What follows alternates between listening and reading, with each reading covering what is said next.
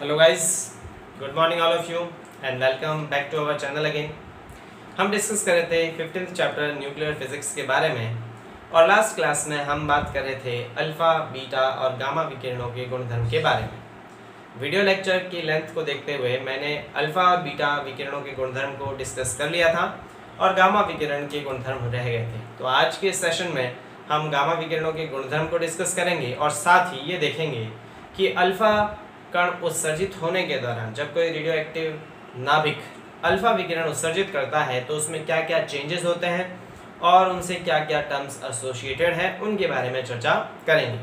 लेकिन उससे पहले अगर अभी तक आपने मेरे टेलीग्राम ग्रुप को ज्वाइन नहीं किया है तो जल्दी से नीचे डिस्क्रिप्शन बॉक्स में दिए गए लिंक पे जाके उससे जुड़िए, क्योंकि सारे ही कंटेंट जो है उसकी पीडीएफ आपको वहाँ पे अवेलेबल हो जाएंगे, तो आप अपना फेयर काम बड़ी इजीली कर सकते हैं। चलिए शुरू करते हैं गाइस। आज का सेशन हम डिस्कस कर रहे थे गामा विकिरणों के गुणधर्म के बारे में। तो आज के सेशन में हम बात करेंगे गामा विकिरणों के गुण, गामा विकिरणों के गुणधर्म, properties of gamma radiation. Properties of gamma rays. हमने लास्ट क्लास में अल्फा और बीटा विकिरणों के गुणधर्म को देख लिया था। आज हम गामा विकिरणों के गुण की बात करते हैं। देखिए, गामा विकिरणें बेसिकली क्या होती है? गामा विकिरणें बहुत उच्च ऊर्जा के फोटॉन्स या विद्युत चुंबकीय तरंगे होती है। तो इनमें कोई आवेश नहीं होता है, ये आवेश विहीन होती है। आवेश नहीं होने के कारण जब इनको विद्युत क्षेत्र आरोपित किया जाता है तो न तो ये बैटरी के पॉजिटिव टर्मिनल की तरफ और न ही बैटरी के नेगेटिव टर्मिनल की तरफ अट्रैक्ट होती है। साथ ही विद्युत चुंबकीय तरंगे है, इसका मतलब ये फोटोन है और फोटोन ही प्रकाश होता है, तो इनकी चाल प्रकाश की चाल के लगभग क्या होती है? बराबर। और विराम अवस्था में हम पढ़ चुके हैं कि किसी भी फोटोन का जो द्रव्यमान है वो शून्य होता है, गति अवस्था में नहीं होता है। मैं अब डिस्कस कर चुके हैं इसके बारे में। तो द्रव्यमान बहुत कम या न के बराबर होने के कारण इनकी आयनाइजेशन कैपेसिटी जो है वो बहुत कम होती है, सबसे कम होती है। लेकिन एनर्जी बहुत ज़्यादा होने के कारण इनकी भेदन क्षमता सबसे ज़्यादा होती है, अल्फा विकिरण और बीटा विकिरण से भी ज़्यादा। एक्सरे की तरह ये भी डिफ्रैक्शन पैटर्न शो करती है और साथ ही जब मेटल से इंटरैक्ट करती है तो कुछ घटनाएं बताती है, जैसे कॉम्पटन इफेक्ट और फोटो इलेक्ट्रिक इफेक्ट एक्सेट्रा। तो इन सभी के गुणधर्म हम देख लेते हैं। तो इसमें बिट बाय बिट अगर लिखे तो सबसे पहला हम क्या लिखेंगे कि गामा विकिरणें बेसिकली क्या होती है? उच्च ऊर्जा के फोटोन या विद्युत चुंबकीय तरंगे। तो गामा विकिरणें वास्तव में उच्च ऊर्जा के फोटोन, उच्च ऊर्जा के फोटोन या विद्युत चुंबकीय तरंगे होती हैं, विद्युत चुंबकीय तरंगे होती हैं।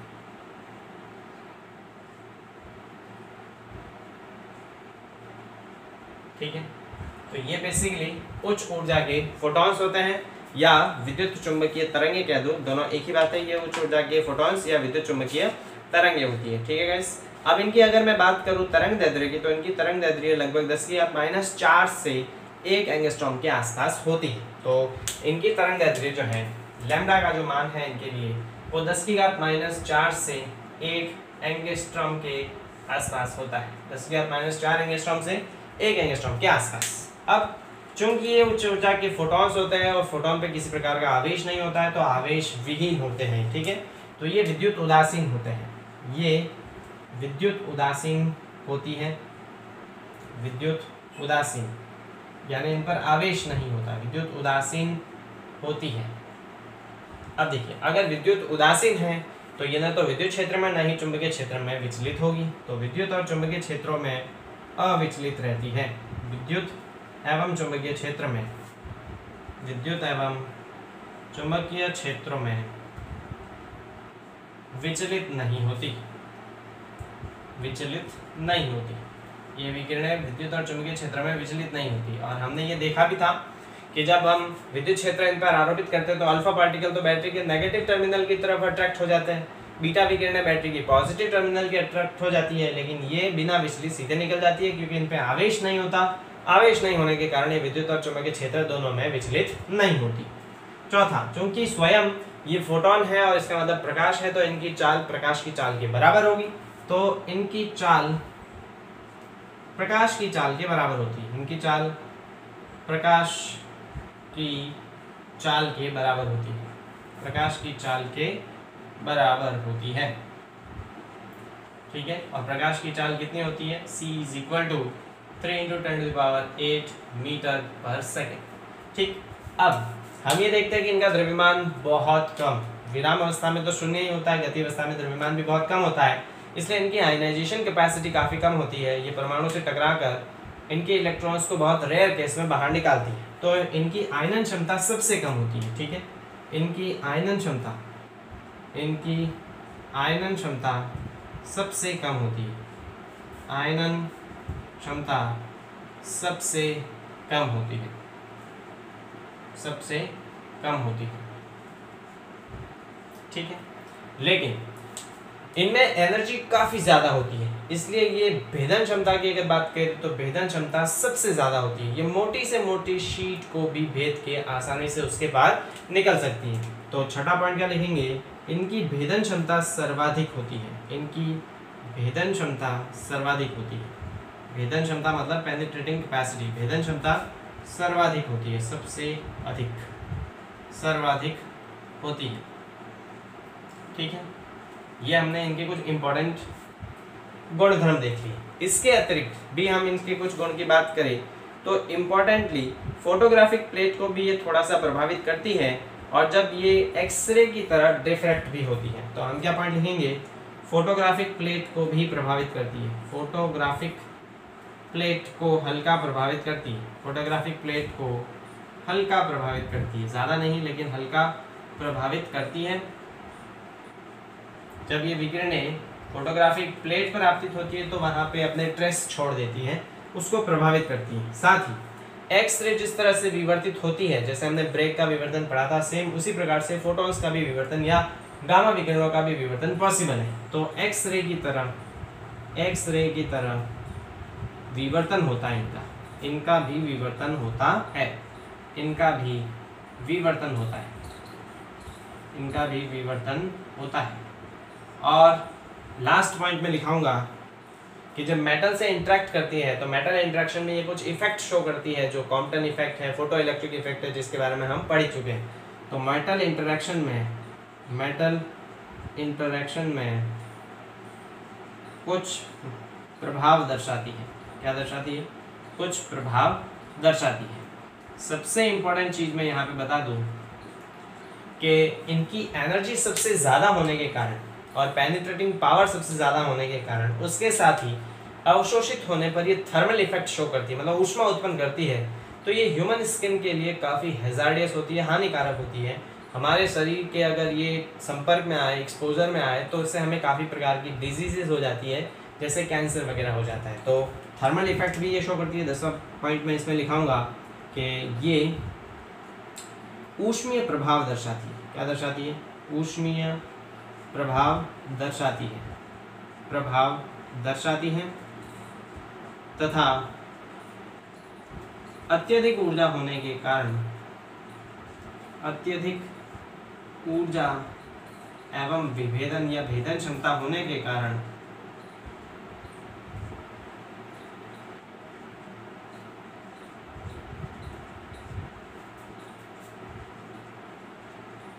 काफी हानिकारक होती है, काफी हानिकारक होती है, ठीक है। तो यहाँ पर इनकी एनर्जी काफ़ी ज़्यादा होती है और साथ ही इनकी भेदन क्षमता काफ़ी ज़्यादा होती है, इसलिए ये शरीर के लिए काफ़ी हानिकारक भी होती है। तो रिव्यू देख लो। वास्तव में उच्च ऊर्जा के फोटोन होते हैं विद्युत चुम्बकीय तरंग, जिनकी तरंग दैर्ध्य की परास हम देख चुके। उदासीन होती है, इसलिए विद्युत और चुम्बकीय क्षेत्र से प्रभावित नहीं होती। द्रव्यमान काफ़ी कम होता है, इसलिए इनकी आयनन क्षमता सबसे कम होती है, वेग प्रकाश के वेग के बराबर। भेदन क्षमता सबसे ज़्यादा होती है, मोटी से मोटी शीट को ये भेद सकती है। उसके अतिरिक्त फोटोग्राफिक प्लेट को भी प्रभावित करती है और इनका एक्सरे की तरफ विवर्तन भी होता है। फिर मेटल इंटरेक्शन में कुछ प्रभाव दर्शाती है। प्रभाव से मेरा मतलब है कॉम्पटन इफेक्ट है, फोटो इलेक्ट्रिक इफेक्ट है, कॉम्पटन इफेक्ट है या फिर फोटो इलेक्ट्रिक इफेक्ट है, ये प्रभाव भी दर्शाती है। साथ ही भेदन क्षमता और एनर्जी ज़्यादा होने के कारण ये हमारे ह्यूमंस के लिए काफ़ी काफ़ी काफ़ी खतरनाक होती है, हैजार्डियस होती है।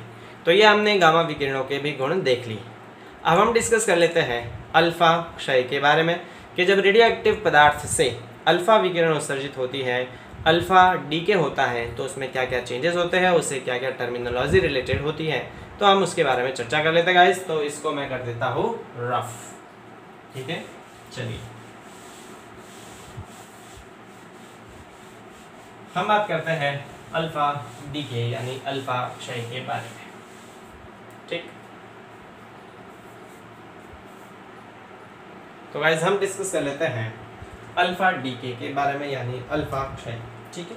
इंपॉर्टेंट टॉपिक है और इसको हम डिस्कस करते हैं एग्जाम में इसके किस तरह से क्वेश्चन आता है उसके बारे में भी हम चर्चा करेंगे। तो टॉपिक है गाइस हमारा अल्फा डीके यानी अल्फा क्षय, ठीक।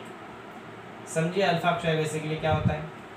किसी भी रेडियो एक्टिव नाभिक से जब कोई अल्फा कण उत्सर्जित होता है तो इस घटना को अल्फा क्षय कहते हैं, ठीक।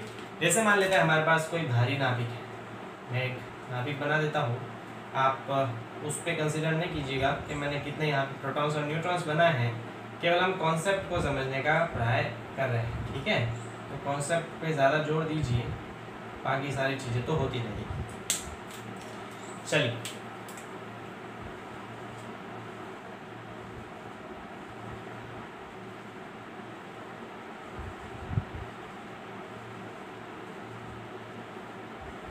मान लेते हैं हमारे पास कोई एक नाभिक है, तो अल्फा क्षय बेसिकली क्या कि अगर किसी रेडियो एक्टिव नाभिक से कोई अल्फा कण उत्सर्जित होता है तो इसे अल्फा क्षय कहते हैं। ये स्वतः उत्सर्जित होता है रेडियो एक्टिविटी में, हम देख चुके हैं, ताकि अपनी ऊर्जा और द्रव्यमान को कम कर सके और स्टेबिलिटी बढ़ा सके। तो इसका मतलब इसमें से अल्फा पार्टिकल निकलेगा। अल्फा पार्टिकल निकलने का मतलब है हीलियम का एक नाभिक, और हीलियम के नाभिक में 2 तो प्रोटॉन होते हैं और साथ ही क्या होते हैं, 2 न्यूट्रॉन होते हैं। तो इस प्रोसेस को हम कहते हैं अल्फा क्षय। तो क्या हुआ कि नाभिक में से एक अल्फा पार्टिकल निकला जिससे इसकी ऊर्जा और द्रव्यमान कम होगा और एक नया नाभिक और बनेगा, ठीक है।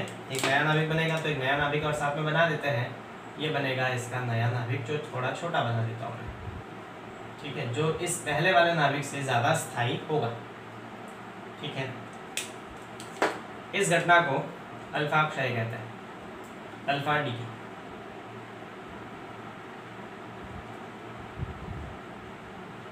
ठीक, तो होता क्या है गाइस, समझ लीजिए कि जब किसी रेडियो एक्टिव नाभिक से, जिसे हम पेरेंट नाभिक कहते हैं या इसे एक्स कह दूं, मैं क्या कह दूं, एक्स, किसी नाभिक रेडियो एक्टिव नाभिक में से जब कोई अल्फा पार्टिकल निकलता है और उसके साथ ही किसी दूसरे नाभिक का निर्माण होता है, इस घटना को हम अल्फा क्षय कहते हैं। अगर अल्फा क्षय की मैं बात करूं तो अल्फा क्षय में बेसिकली क्या होता है, परमाणु क्रमांक में तो 2 कम और द्रव्यमान संख्या में 4 कम हो जाता है। तो मैं पहले इसकी डेफिनेशन लिख लेता हूँ, फिर उसको समझते हैं। तो देखिए डेफिनेशन क्या हो गया, जब किसी radio active substance, radio active नाभिक से कोई अल्फा कण उत्सर्जित होता है तो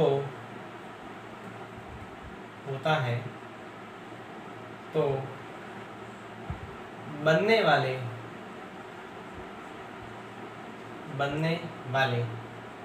नए नाभिक की परमाणु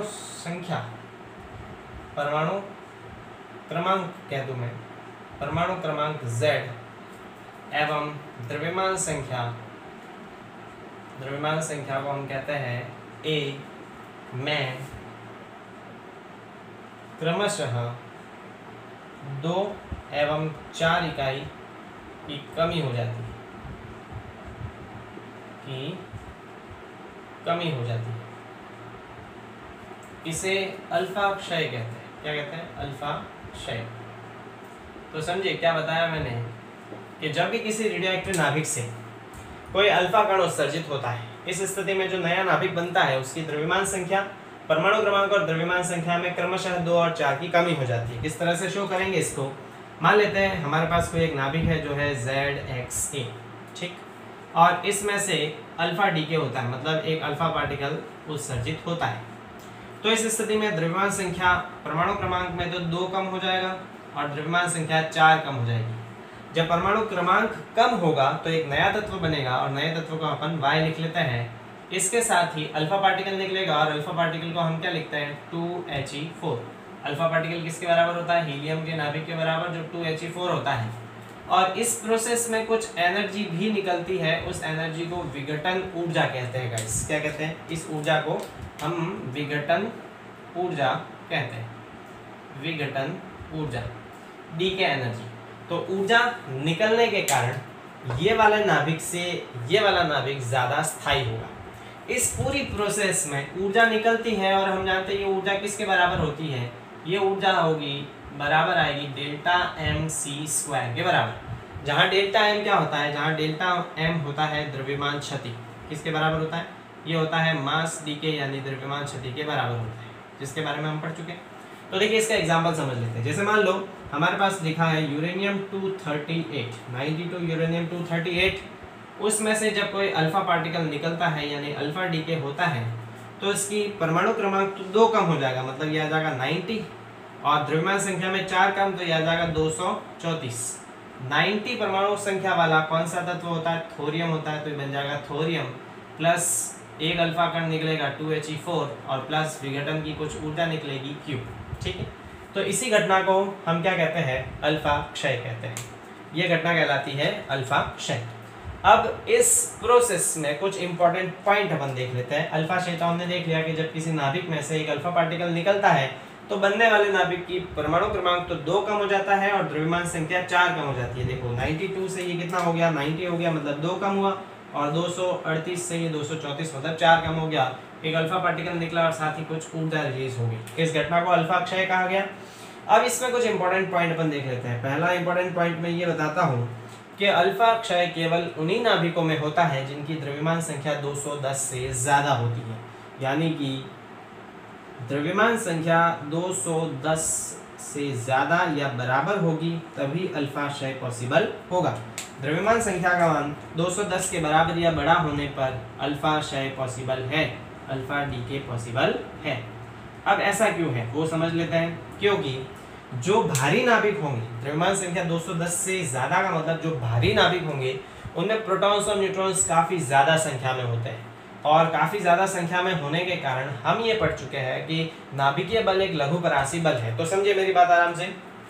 जैसे मान लेते हैं हमारे पास कोई बहुत भारी नाभिक है, बड़ा सा नाभिक है, और उस बड़े से नाभिक में बहुत सारे प्रोटॉन्स और न्यूट्रॉन्स भरे हुए, खूब सारे प्रोटॉन्स और न्यूट्रॉन्स भरे हुए, इस तरह से। ठीक है, संख्या पे जोर मत दीजिएगा, केवल समझिए। एक भारी नाभिक में बहुत सारे प्रोटॉन्स और न्यूट्रॉन्स हैं, लेकिन यहाँ पर होता क्या है कि किसी भी न्यूट्रॉन के आसपास एक छोटा सा घेरा होता है जिसमें ही ये बल प्रभावी होता है। ठीक है, यानी इस छोटे से घेरे में जितने भी प्रोटॉन्स और न्यूट्रॉन्स होंगे उन पे तो आकर्षण बल लगेगा, और बाहर इसकी अगर बात करें तो उन प्रोटॉन्स के बीच दूरी ज्यादा होने के कारण उनके में प्रतिकर्षण लगता है। तो इसका मतलब जब भारी नाभिक की अपन बात करेंगे जिसकी द्रव्यमान संख्या काफी ज्यादा होगी, यानी जिनकी द्रव्यमान संख्या 210 से ज्यादा होगी, तो इतने भारी नाभिक में प्रोटॉन्स के बीच कूलाम का प्रतिकर्षण बल लगता है, जिसके वजह से वो अनस्टेबल हो जाते हैं, और अनस्टेबल होने के कारण उनमें अल्फा क्षय पॉसिबल होता है। तो अल्फा क्षय केवल और केवल भारी नाभिकों के लिए होता है जिनमें द्रव्यमान संख्या का मान 210 से क्या होता है गाइस? ज्यादा, उन्हीं में अल्फा क्षय पॉसिबल होता है। ठीक है गाइस, इसके अतिरिक्त हम ये देखते हैं कि जो मूल नाभिक है उसके बाद जो उत्पाद नाभिक बनता है, तो इस उत्पाद नाभिक और इस अल्फा पार्टिकल की टोटल एनर्जी और द्रव्यमान हमेशा मूल नाभिक के टोटल एनर्जी और द्रव्यमान से कम होना चाहिए। कम होगा तभी तो ये ज्यादा स्टेबल होगा। तो इसका मतलब उत्पाद नाभिक का जो द्रव्यमान और ऊर्जा है इस पूरी प्रोसेस में, वो मूल नाभिक से हमेशा कम होने चाहिए। तो नेक्स्ट पॉइंट हम इसमें क्या लिखेंगे? नेक्स्ट पॉइंट ये लिखेंगे कि मूल नाभिक उत्पादों की कुल ऊर्जा एवं द्रव्यमान, उत्पादों की कुल ऊर्जा एवं द्रव्यमान, उत्पादों की कुल ऊर्जा एवं द्रव्यमान मूल नाभिक के द्रव्यमान एवं ऊर्जा से कम होने चाहिए, कि द्रव्यमान एवं ऊर्जा से कम होने चाहिए। होंगे भी, क्योंकि अगर इनको स्थायी रहना है तो इनकी ऊर्जा और द्रव्यमान दोनों कम होने चाहिए, हम ये देख चुके हैं। ऊर्जा यहाँ से निकल गई, मतलब इनके पास ऊर्जा कम बची। और ये ऊर्जा किसके रूप में निकलती है? द्रव्यमान क्षति के रूप में, मतलब द्रव्यमान भी कम हो जाता है। तो दोनों उत्पादों की कुल ऊर्जा द्रव्यमान मूल नाभिक के द्रव्यमान और ऊर्जा से हमेशा क्या होगी? कम होगी। अब ये देखते हैं कि विघटन में कितनी ऊर्जा निकलती है। तो विघटन की ऊर्जा हम जानते हैं वो होती है डेल्टा एम सी स्क्वायर के बराबर। तो विघटन की ऊर्जा Q बराबर आएगी डेल्टा एम इंटू सी स्क्वायर के बराबर। डेल्टा एम क्या होता है? डेल्टा एम होता है द्रव्यमान में क्षति, यानी द्रव्यमान में कमी। वो कैसे होगी? द्रव्यमान में कमी निकालने के लिए इस वाले द्रव्यमान को हम x नाभिक के द्रव्यमान में से इस y और इस अल्फा पार्टिकल के द्रव्यमान को क्या करेंगे? माइनस करेंगे। तो यहाँ पे द्रव्यमान में क्षति जो होती है वो किसके बराबर आएगी? वो x नाभिक के द्रव्यमान में से y नाभिक के द्रव्यमान को और अल्फा पार्टिकल के द्रव्यमान को माइनस करेंगे, उतनी हमारे पास द्रव्यमान में क्षति होनी चाहिए। तो विघटन ऊर्जा Q बराबर आ जाएगा mx minus my minus m alpha और इंटू सी स्क्वायर, इतनी हमारे पास विघटन ऊर्जा बचेगी। क्लियर है गाइस? अब यहाँ पे हम क्या देखते हैं कि जब भी अल्फा क्षय होता है तो इस स्थिति में द्रव्यमान भी संरक्षित रहता है, आवेश भी संरक्षित रहता है, ऊर्जा भी संरक्षित रहती है, न्यूक्लियॉन्स की संख्या भी संरक्षित रहती है। समझे कैसे? यहाँ पे देखिए टोटल कितना आवेश था? 92। यहाँ पे देखिए 90 और 2 92 हो जाएंगे। यहाँ पे अगर हम न्यूक्लियॉन्स की संख्या देखें तो 238, यहाँ पे देखिए 234 और 4 238, मतलब आवेश भी संरक्षित रह रहा है और ऊर्जा भी संरक्षित रह रही है। इसके साथ ही इसमें संवेग भी संरक्षित रहना चाहिए। तो हम नेक्स्ट पॉइंट अगर देखें तो नेक्स्ट पॉइंट क्या होगा इसमें? नेक्स्ट पॉइंट आएगा कि इस प्रक्रिया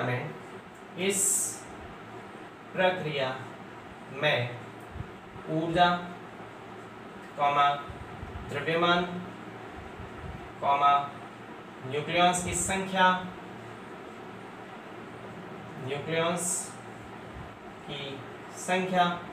एवं संवेग संरक्षित रहते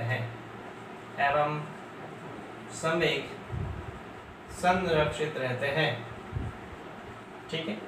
तो हमने ये तो देख लिया। अब हम इस संवेग संरक्षण की बात कर लेते हैं। समझिएगा इस कि प्रारंभ में जो हमारे पास नाभिक होता है, जो पेरेंट नाभिक है वो स्थिर है, और उसके बाद उसमें से अल्फा पार्टिकल और डॉटर नाभिक बनता है। अगर ये स्थिर अवस्था में है, मतलब प्रारंभिक संवेग शून्य है, तो अंतिम संवेग भी क्या आना चाहिए? शून्य आना चाहिए। संवेग संरक्षण का नियम कहता है कि पहले संवेग का मान बाद में संवेग के बराबर होना चाहिए। पहले अगर ये स्थिर है तो बाद में कुल संवेग का मान भी 0 होना चाहिए। स्थिर है, प्रारंभिक संवेग 0 है, तो बाद में भी कुल संवेग 0 आना चाहिए। इसका मतलब अंतिम संवेग 0 कब होगा? जब इस अल्फा पार्टिकल और इस y नाभिक का जो संवेग है वो एक दूसरे के बराबर हो और दिशा में विपरीत हो। इसका ये मतलब है कि अगर प्रारंभ में संवेग का मान 0 है तो अंतिम में भी संवेग 0 होगा। और अंतिम में संवेग 0 कब होगा? जब अल्फा पार्टिकल का संवेग और इस y नाभिक का जो संवेग है वो एक दूसरे के बराबर और दिशा में क्या होना चाहिए? विपरीत होना चाहिए। लेकिन हम क्या देखते हैं कि y नाभिक इस अल्फा पार्टिकल से भारी है। इसका मतलब इसका वेग कम होगा और इसका वेग क्या होगा? ज्यादा। मतलब अधिकांश जो विघटन में हमें ऊर्जा मिलेगी, ये ऊर्जा विघटन की जो ऊर्जा है, अधिकांश विघटन ऊर्जा वो इन दोनों में बट जाएगी। लेकिन हम ये देखते हैं कि यहाँ पर इसका अल्फा पार्टिकल का वेग ज्यादा होगा, मतलब इसके पास ऊर्जा ज्यादा होगी, और इस नाभिक के पास ऊर्जा क्या होगी? कम। मतलब अल्फा पार्टिकल बहुत तेज मूव करेगा और ये नाभिक क्या मूव करेगा? बहुत ही कम। या फिर हम सरल शब्दों में ये कहें कि विघटन में जो ऊर्जा हमें प्राप्त होती है वो अधिकांश विघटन की ऊर्जा केवल अल्फा पार्टिकल को ही मिलेगी, बहुत न के बराबर ऊर्जा केवल इस पार्टिकल या इस नाभिक को मिलेगी। Clear guys? इस पॉइंट को हम थोड़ा समझ लेते हैं और उसको समझने के लिए मैं इस पूरे को रफ कर दूंगा, तो आप इसका स्क्रीनशॉट ले लीजिए। चलिए, तो इस पूरे को अपन रफ कर देते गाइस। आई होप आपको ये समझ में आ गया होगा कि अल्फा क्षय बेसिकली क्या होता है। चलिए, तो हम इस पॉइंट को समझ लेते हैं, संवेग संरक्षण को। हमने देखा कि इस प्रोसेस में संवेग संरक्षित रहना चाहिए, क्योंकि इस प्रारंभिक कंडीशन में ये जो हमारे पास नाभिक x था वो स्थिर अवस्था में है, मतलब प्रारंभिक संवेग हमारे पास कितना दे रखा है? 0।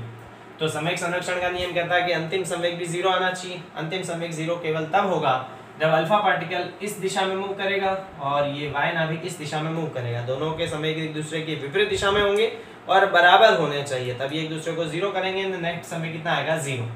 अब यहाँ पर हम ये देखते हैं कि ये पार्टिकल अल्फा पार्टिकल हल्का है और ये नाभिक भारी है, और दोनों का संवेग अगर बराबर है, इस स्थिति में यहाँ पर ये फास्ट मूव करना चाहिए और ये धीरे मूव करना चाहिए। मतलब विघटन में हमें जो ऊर्जा मिलती है Q, इस विघटन की अधिकतर ऊर्जा तो इस अल्फा पार्टिकल को मिल जाएगी और बहुत कम ऊर्जा मेरे पास इस नाभिक को मिलेगी। इसको हम प्रूफ कर देते हैं। किस तरह से प्रूफ करेंगे समझिए आराम से। तो संवेग संरक्षण को हम यहाँ पे प्रूफ करते हैं गाइस, संवेग संरक्षण, और साथ ही ये प्रूफ करेंगे कि अल्फा पार्टिकल की ऊर्जा बहुत ज्यादा होती है जो विघटन की ऊर्जा के लगभग बराबर होती है। ठीक है, तो इसको हम प्रूफ कर लेते हैं गाइस। देखिए कंजर्वेशन ऑफ मोमेंटम क्या कहता है, संवेग संरक्षण का नियम ये कहता है कि प्रारंभिक कुल संवेग का मान जो है, इनिशियल संवेग का मान फाइनल संवेग के क्या आना चाहिए, बराबर आना चाहिए। प्रारंभिक संवेग मेरे पास कितना है 0, अंतिम संवेग किसके बराबर आएगा, अंतिम संवेग आएगा अल्फा पार्टिकल का संवेग और प्लस इस नाभिक y का संवेग, यही आएगा मेरे पास। तो अल्फा पार्टिकल के संवेग को हम क्या लिख लेते हैं p ऑफ अल्फा, और इस y नाभिक के संवेग को लिख लेते हैं p ऑफ y। संवेग p बराबर क्या होता है m इंटू वी। तो यहाँ से मेरे पास क्या आ जाएगा p ऑफ अल्फा बराबर माइनस p ऑफ y। यहाँ से अल्फा पार्टिकल का संवेग आ जाएगा m alpha into V alpha और बराबर पी वाई की जगह माइनस एम वाई और वी वाई। क्लियर। यहाँ से अगर मैं किसकी वैल्यू निकालूँ, यहाँ से मैं वी अल्फा की वैल्यू निकाल लेता हूँ। ठीक है, वी अल्फा की वैल्यू निकाले या फिर एम अल्फा की वैल्यू निकाले, दोनों एक ही बात है। तो यहाँ से हम वी अल्फा की वैल्यू निकाल देते हैं। किसकी वैल्यू निकाल देते हैं, वी अल्फा की वैल्यू निकाल देते हैं। ठीक है, या वी डी की वैल्यू निकाल देते हैं, दोनों में से कोई फर्क नहीं पड़ेगा। हम यहाँ पे वी वाई की वैल्यू निकाल देते हैं। तो V Y is equal to, ये एम वाई इसकी गुणा में है, इधर आएगा तो भाग में आ जाएगा, एम अल्फा वी अल्फा और अपॉन एम वाई। क्लियर। इसको दे दिया मैंने समीकरण 1। अब हम ये देखते हैं कि विघटन में जो ऊर्जा प्राप्त होती है वो इन दोनों को मिलती है। तो कुल विघटन ऊर्जा का मान इन दोनों को मिलने वाली गतिज ऊर्जा के योग के बराबर होना चाहिए। तो ऊर्जा संरक्षण का नियम लगा देते हैं। ऊर्जा संरक्षण के नियम से, ऊर्जा संरक्षण के नियम से, ऊर्जा संरक्षण का नियम कहता है कि कुल विघटन की ऊर्जा अल्फा पार्टिकल की गतिज ऊर्जा और प्लस इस वाई पार्टिकल या वाई नाभिक की गतिज ऊर्जा के योग के बराबर होना चाहिए।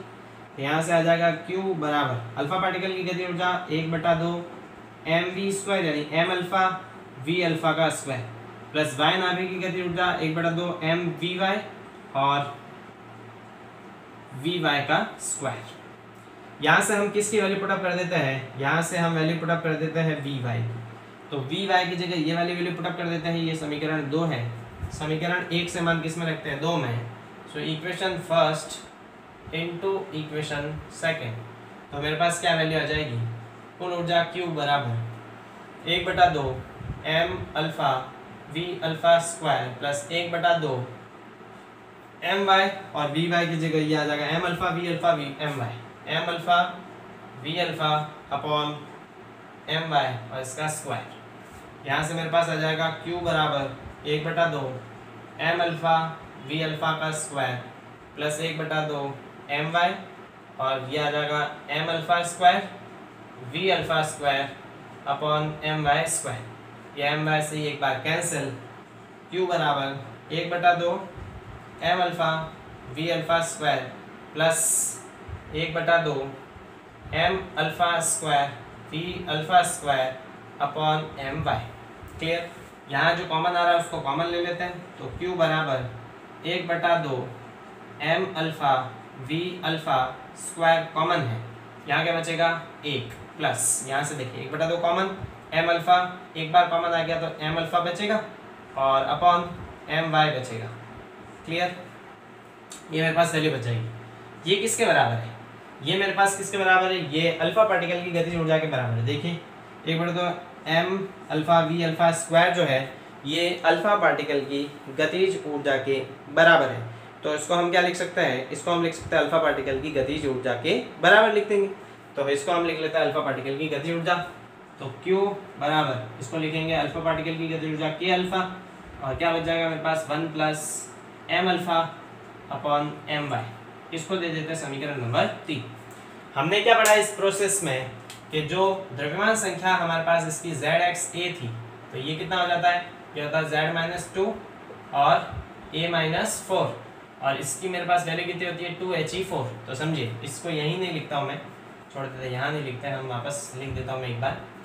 हमने प्रोसेस पढ़ी कि जेड एक्स ए अल्फा डीके में होता क्या है, जेड माइनस 2 ए माइनस 4 प्लस 2He4 और प्लस Q ऊर्जा रिलीज होती है। ठीक है, तो देखिए जो मेरे पास अल्फा पार्टिकल का द्रव्यमान है, अल्फा पार्टिकल का द्रव्यमान किसके बराबर है, 4U के बराबर, और वाई पार्टिकल का द्रव्यमान किसके बराबर है, A माइनस 4 के बराबर। तो यहाँ पर सिंस m अल्फा का मान तो लिखा है 4U के बराबर, ठीक है, 4AMU, और My जो है, y नाभिक का द्रव्यमान वो किसके बराबर है, A माइनस 4AMU के बराबर। ये मान इसमें रख देते हैं तो मेरे पास क्या वैल्यू निकल के आएगी, ये आ जाएगा Q बराबर K अल्फा, K बराबर K alpha 1 plus m alpha की जगह तो क्या आ जाएगा 4 और इसके नीचे आ जाएगा A माइनस 4, तो ये आ जाएगा 4 और A माइनस 4। इसका हम ले लेते हैं क्या, LCM, तो ये आ जाएगा LCM आ जाएगा A माइनस 4, ये आ जाएगा A माइनस 4 और प्लस 4 माइनस 4 कैंसल, विघटन ऊर्जा अल्फा बराबर A अपॉन A माइनस 4। यहाँ से अगर मैं K अल्फा निकालूँ तो ये पूरा इधर आ जाएगा, ये आएगा A minus 4 upon A into Q। तो इस इक्वेशन से हमको क्या पता चलता है, देखिएगा ये इक्वेशन क्या शो कर रही है, ये इक्वेशन शो कर रही है अल्फा पार्टिकल की गतिज ऊर्जा को शो कर रही है। किसको शो कर रही है, अल्फा पार्टिकल की गतिज ऊर्जा। अल्फा पार्टिकल की गतिज ऊर्जा विघटन की ऊर्जा की A माइनस 4 अपॉन A गुनी यानी लगभग Q के बराबर होती है। ठीक है, तो इसका आप स्क्रीनशॉट ले लीजिए, इसको मैं थोड़ा समझा देता हूँ किस प्रकार से। चलिए, तो इसको अपन रफ कर देते हैं, गैस आपने लिख लिया होगा, मैं इसको रफ करता हूँ, थोड़ा समझ लेते हैं इसको कि इसका मतलब क्या है। मान लेते हैं कि अल्फा पार्टिकल की जो ऊर्जा है या विघटन की जो ऊर्जा हमें मिलती है इस पर्टिकुलर प्रोसेस में, हम ये मानते हैं कि विघटन की ऊर्जा 5 मेगा इलेक्ट्रॉन वोल्ट आती है। जब कोई अल्फा क्षय होता है तो विघटन की ऊर्जा हमें मान लेते हैं 5 मेगा इलेक्ट्रॉन वोल्ट मिलती है। ये 5 मेगा इलेक्ट्रॉन वोल्ट ऊर्जा किस में बदलती है, अल्फा पार्टिकल की गतिज ऊर्जा और बनने वाले नाभिक की गतिज ऊर्जा में। तो हमने ये कहा कि अल्फा पार्टिकल की गतिज ऊर्जा इसमें ज़्यादा होती है और इसकी गतिज ऊर्जा कम होती है। मैक्सिमम जो विघटन की ऊर्जा है वो अल्फा पार्टिकल की गतिज ऊर्जा में बदलती है। तो समझते हैं इसको, मान लेते हैं कि विघटन की गतिज ऊर्जा 5 मेगा इलेक्ट्रॉन वोल्ट है, तो इस हिसाब से अल्फा पार्टिकल की गतिज ऊर्जा कितनी आनी चाहिए, अल्फा पार्टिकल की गतिज ऊर्जा K अल्फा आनी चाहिए A माइनस 4 अपॉन A और इंटू Q इसके बराबर आनी चाहिए।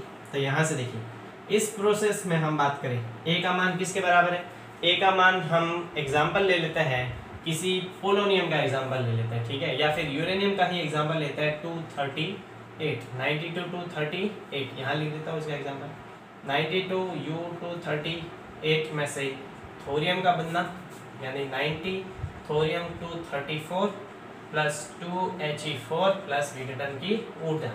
तो इस प्रोसेस में हम मान लेते हैं A का मान कितना है 238, तो यह आ जाएगा 238 माइनस 4 और अपॉन 238 और इंटू 5। क्लियर, क्या बच जाएगा कि अल्फा बराबर इसमें से माइनस क्या तो 234 आएगा, 234 अपॉन 238 और इंटू 5। तो इसको अपन सॉल्व कर लेते हैं। देखिए इसमें 2 का भाग गया ऊपर और नीचे, मैं इसको पूरा सॉल्व कर लेता हूँ तो मेरे पास वैल्यू आ जाएगी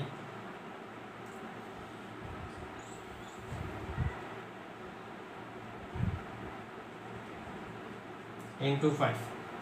ये लगभग 0.9 टाइम्स लगभग इसमें भाग जाएगा, तो 0.9 इंटू 5 को अपन करेंगे तो ये आएगा 4.5 मेगा इलेक्ट्रॉन वोल्ट के आसपास। समझिए कि अगर इस प्रोसेस में हमारे पास विघटन की ऊर्जा प्राप्त होती है 5 मेगा इलेक्ट्रॉन वोल्ट, तो इस 5 मेगा इलेक्ट्रॉन वोल्ट विघटन की ऊर्जा में से 4.5 मेगा इलेक्ट्रॉन वोल्ट तो केवल अल्फा पार्टिकल की गतिज ऊर्जा में बदल जाएगी। मतलब हमारे पास अगर विघटन की ऊर्जा 5 मेगा इलेक्ट्रॉन वोल्ट है तो उसमें से अल्फा पार्टिकल को कितनी मिलेगी 4.9 मेगा इलेक्ट्रॉन वोल्ट। तो अल्फा पार्टिकल को मिल जाएगी कितनी 4.5 मेगा इलेक्ट्रॉन वोल्ट, और बची हुई केवल 0.5 मेगा इलेक्ट्रॉन वोल्ट इस वाले नाभिक को मिलेगी। मतलब कि विघटन ऊर्जा का अधिकांश भाग अल्फा पार्टिकल में चला जाता है, यानी अल्फा पार्टिकल बहुत तेज मूव करता है और जो बनने वाला नाभिक है वो स्लो मूव करता है, यानी अल्फा पार्टिकल की गति ऊर्जा लगभग विघटन की ऊर्जा के क्या आती है बराबर। और इसी इक्वेशन से हमको ये पता चलता है। तो इससे आगे वीडियो की लेंथ को मद्देनजर रखते हुए हम इसी टॉपिक को और आगे डिस्कस करेंगे हमारे अगले वीडियो लेक्चर में। तो मिलते हैं गाइस अगले वीडियो लेक्चर में इसी टॉपिक के साथ अल्फ़ा डीके को थोड़ा और एक्सप्लेन करेंगे गाइस अगले वीडियो में। Thank you so much.